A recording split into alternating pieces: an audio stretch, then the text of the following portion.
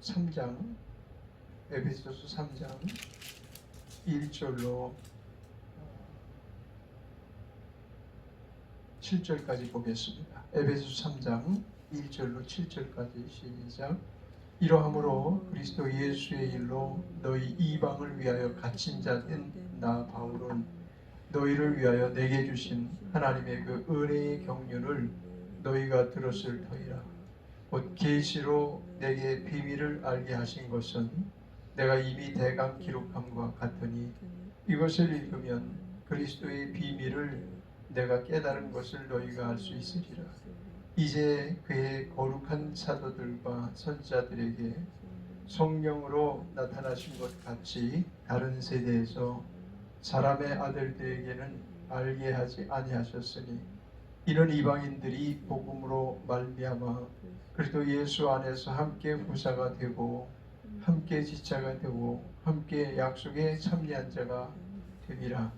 이 복음을 위하여 그의 능력이 역사하시는 대로 내게 주신 하나님의 은혜의 선물을 따라 내가 일꾼이 되었노라. 아멘. 에베소서 내용을 가만히 이제 우리가 이렇게 묵상을 하고 읽다 보면 계속해서 하나님의 은혜에 대하여 하나님께서 무엇을 이루시는가, 어떻게 이루시는가, 그리고 또 누구를 통해서 일하시는가 라는 내용을 이렇게 쭉 언급하실 때 가장 중심이 되는 사상이 하나님의 은혜라는 그런 내용이 아닌가 싶습니다. 이러므로 그리스도 예수의 일로 너희 이방을 위하여 갇힌 자 된 나 바울은 사실은 은혜가 없는 사람이라면 자기의 일로 갇힌 것도 아니에요. 자기가 어떤 죄를 범했기 때문에 감옥에 갇힌 것이 아니고 그리스도 예수의 일로 또 자기 가족을 위해서가 아니고 너희 이방을 위하여 갇힌 자 된 나 바울 이렇게 말씀하실 때 이것은 전적 은혜의 사람만 감당할 수 있는 그러한 내용이라고 말할 수밖에 없죠. 은혜가 아니면 이러한 일을 우리는 감당할 수가 없어요. 우리가 예수 믿는 사람들 안에서뿐만 아니라 예수 믿지 않는 사람 안에서도 저 사람 은혜가 있네, 저 사람 참 깊은 은혜를 받은 사람이네 라는 언급을 받게 된다면 참으로 감사한 일이죠. 그런데 우리가 어느 순간 은혜가 사라지게 되면 예수를 위하여 혹은 이방을 위하여라는 큰 타이틀을 적용하면서 살 수 없을 뿐만 아니라 자기에게 가장 사랑하는 부모님에게나 자녀에게나 혹은 부부간에도 가족 안에서도 제대로 된 삶을 살기가 어렵습니다. 사실은 우리가 은혜를 과소평가하고 있는 경향이 있어요. 그리스도 안에 있는 사람, 예수 믿는 믿음의 사람인데도 불구하고 은혜를 과소평가하는 경우가 허다하다는 거죠. 사실은 우리는 오직 은혜, 오직 믿음으로 산다는 것은 은혜가 기반된 삶을 말하는 것입니다. 저 사람은 참 믿음이 좋아, 저 사람 믿음이 큰 것 같아, 그게 전부 은혜에 속한 그런 내용들이거든요. 그가 은혜를 입지 않았으면 믿음이 성장할 수도 없고, 은혜를 입지 않았으면 믿음 안에서 살아가는 어간에 얼마나 많은 우여곡절 가운데 믿음이 좌절보고 믿음이 절단나는 경우가 많게 될 수 있는지 모릅니다. 그래서 하나님의 은혜는 천번을 말해도 다 표현할 수 없는 거죠. 왜냐하면 적은 일부터 큰 일까지 그 범위라는 것은 인간은 상상할 수 없는 거예요. 인간은 해결할 수 없는 부분들을 이 은혜라는 덕목이, 우리에게 주어진 가장 큰 선물인 은혜라는 덕목이 해결해 나아가는 것입니다. 은혜 아니면, 이런 찬양 가사도 있잖아요. 은혜 아니면 모든 게 해결할 기미를 찾을 수 없는 거죠. 그 은혜라는 것은 너무 소중합니다. 우리가 그래서 이 바울이 어떻게 이방을 위해서 그렇게 목숨을 버리면서 예수의 일을 할 수 있었는가 라는 부분은 그가 은혜를 받은 사람이기 때문에 가능하다라는 결론을 내림과 함께 우리도 늘 은혜를 사모하는 사람이 되어야 될 줄 믿습니다. 하나님, 더 큰 은혜가 필요합니다. 우리에게 은혜 아니면 무엇이 과연 우리의 앞을 개척해 나갈 수 있는 힘이 되겠사오며 문제를 해결할 수 있는 실마리가 되겠습니까? 오직 하나님의 은혜로만 이 모든 일들이 가능함을 믿습니다. 라는 고백이 날마다 저와 여러분 삶 속에 나타나기를 바랍니다.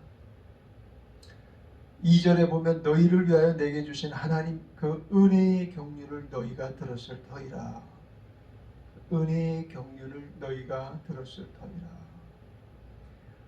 하나님께서 어떤 사람에게 은혜 베푸시는 그런 내용들, 하나님의 경륜을 따라 은혜가 전달된 그 내용들을 너희가 들었지 않느냐. 하나님께서 내게 베풀어 주신 그 은혜를 베푸신 그 하나님의 경륜, 놀라우신 그 처사 같은 것들에 대해서 너희는 나 이상으로 소상하게 알고 있는 자들이다. 참 어떤 사도로서, 사역자로서 행복한 고백이 아닐 수가 없죠. 그의 사역의 터 위에 저분이 하나님께로부터 이런 은혜를 받았다, 하나님 이런 은혜를 저분에게 베풀어 주셨다라고 상대방들을 향해서 너희들이 이와 같은 사실을 알고 있듯이 하나님께서 내게 은혜를 주시지 아니하였으면 내가 모든 일을 지금껏 이루지 못했을 것이야 라는 내용을 너희가 알았을 거야. 그러므로 이 은혜의 아주 우리에게 있어서 얼마나 그 은혜라는 국면이 중차대한 국면인지 알지 않습니다. 많은 그 전문인들이 세상에서는 두각을 나타내고 활약을 합니다. 그들이 두각을 나타낼 수 있는 이유, 자기가 맡은 바 된 그러한 일 안에서 두각을 나타내는 것은 전문적인 지식이 있기 때문에 그렇죠. 다른 사람과 달리 그런 경험이라는 국면에서나 또 일을 처리하는 수완에 있어서나 그것을 능가할, 그 어떤 문제를 압도하고 능가할 만한 그 지식의 수준이 있기 때문에 그 일을 이루어 나가고 성취해 나가는 것이거든요. 하나님의 역사도 동일합니다. 사람은 그와 같은 이 일을 뛰어넘는 수준을 지니면 전문인으로 인정을 받는 것처럼 모든 일을 뛰어넘을 수 있는 수준은 어디로부터 말미암습니까? 하나님께로부터 말미암는 거죠. 우리로서는 해결하지 못하는 일들에 대해서 하나님께서는 늘 해결할 수 있는 힘을 우리에게 공급해 주실 수 있는 유일한 분이기 때문에 그렇습니다. 에베소서 3장 3절에 곧 계시로 내게 비밀을 알게 하신 것은 내가 이미 대강 기록함과 같으니 이것을 읽으면 그리스도의 비밀을 내가 깨달은 것을 너희가 알 수 있으리라. 그래서 이제 그 사도 바울이 에베소 교회뿐만이 아니고 모든 교회를 향해서 강조하고 있는 내용은 곧 계시로 내게 비밀을 알게 하신 것을 내가 너희 기록해 너희도 알게 하지 않았느냐. 그런 내용을 알고 그것을 읽으면 그리스도의 비밀을 내가 깨달은 것처럼 너희도 깨달을 수 있으리라 라는 것이죠. 성경을 우리가 대하지 않고서는 결코 하나님에 대하여 알지 못합니다. 하나님께 대하여 알지 못하는 자가 하나님의 은혜를 소유할 수 있는 그와 같은 처지는 아닌 것입니다. 하나님에 대하여 아는 것만큼 하나님께서 내게 베풀어 주신 사랑과 크기와 넓이와 깊이, 하나님께서 내게 늘 공급해 주시는 은혜의 분량을 따라서 공급되어지는 모든 좋은 일들이, 그것을 하나님께서 베푸시는 것에 대해서 아는 것만큼 우리의 수준은 자꾸만 향상되어져 나가겠죠.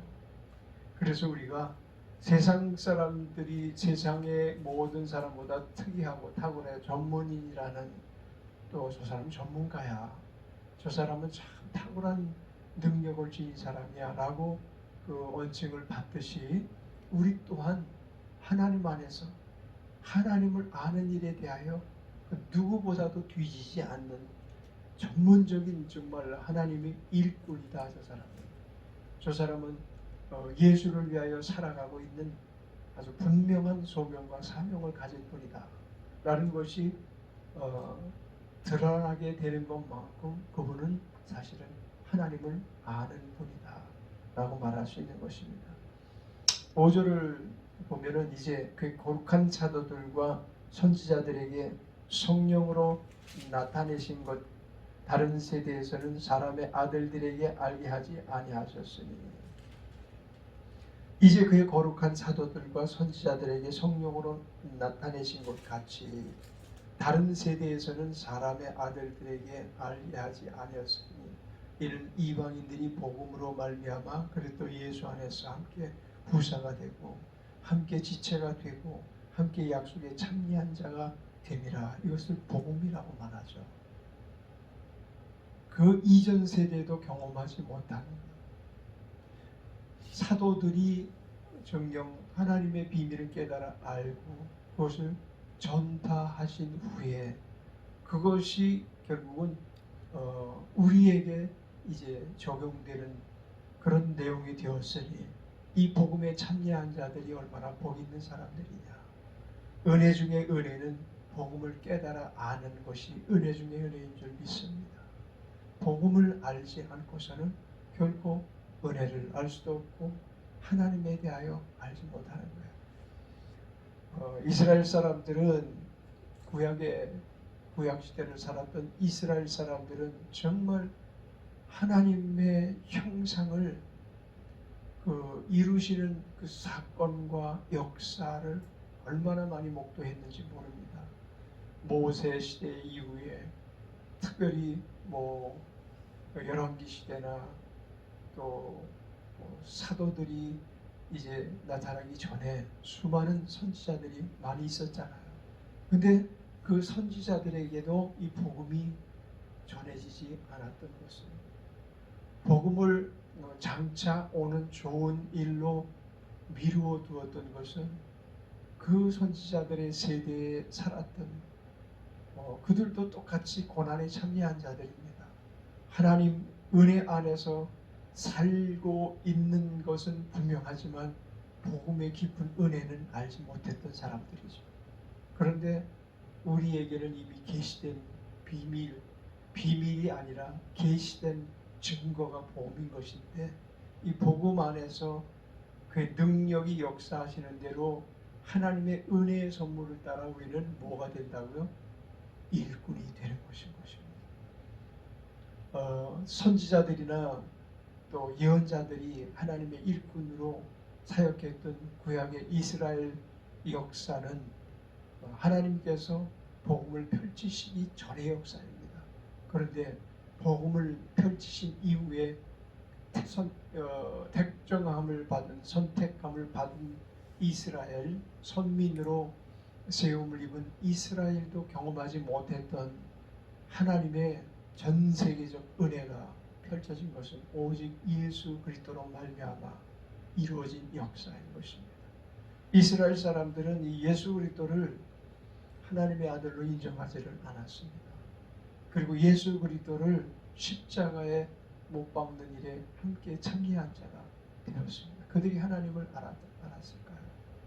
하나님을 알았다면 이사야 선지자가 그토록 오실 예수에 대해서 증거하였고, 또 그 외에도 미가서에서도 예수 그리스도께서 베들레헴에서 탄생하실 것에, 대하여 증거하고 있고, 또 창세기 3장 15절로부터 시작해서 수많은 하나님의 예표적 예언적 역사가 끊임없이 이스라엘을 관통하면서 한 획을 그으면서 예수님 오시기 전까지 그분의 오실 길을 예비를 했었거든요. 마지막 선지자 세례 요한만이 예수님을 고대했던 것처럼 보여질 정도로 이스라엘 사람들은 그저 한 분 하나님이 우리를 선민으로 택하셨다라는 그 독선이라고 말할까요? 혹은 아집이라고 말할까요? 그런 내용 때문에 예수 그리스도께서 참 하나님이시고 참 아들이시고 참 구원의 은혜를 베푸실 자로 오셨음에도 불구하고 그 은혜를 거절했다는 것이죠.